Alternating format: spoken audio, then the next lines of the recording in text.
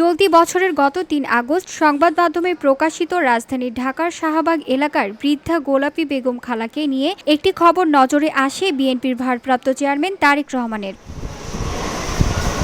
এরপরেই অসুস্থ বৃদ্ধা গোপালী বেগমের পাশে দাঁড়ানোর ঘোষণা দিয়েছিলেন এবং তার চিকিৎসার দায়িত্বও নিয়েছিলেন তিনি। এরই ধারাবাহিকতায় আজ বুধবার গোপালী বেগমের গলায় অপারেশন সম্পূর্ণ হয়।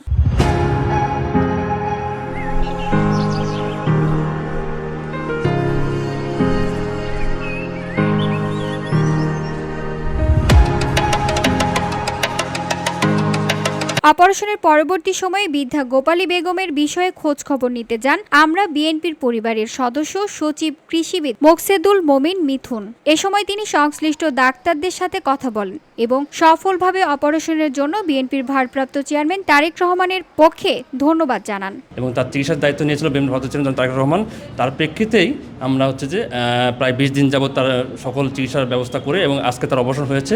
এবং আমরা বিএনপি পরিবারের পক্ষ থেকে আমরা বিএনপি পরিবারের আহ্বায়ক জনাব আতিকুর রুমন ভাইয়ের পরিকল্পনা এবং আমাদের ড্যাবের ডাক্তার বিশেষ করে বিএনপির স্বাস্থ্যবিষয়ক সম্পাদক ডক্টর রফিক ভাইয়ের তত্ত্বাবধানে আজকে গোলাপী খালের এই অপারেশনটা হয়েছে।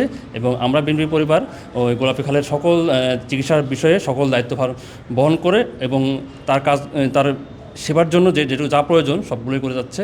এবং আমাদের সাথে যারা ছিল আজকে আমরা বিএনপি পরিবারের সদস্য অন্যতম মুস্তাকিম ভাই, এছাড়া আমাদের শীর্ষ কাজ করছে আমাদের মেজবা সহ অন্যান্য যারা ছিল তারা সর্বক্ষণিক এবং এই 20 দিন যাবত তারা সর্বক্ষণিক এই গোলাপী খালের পাশে ছিল।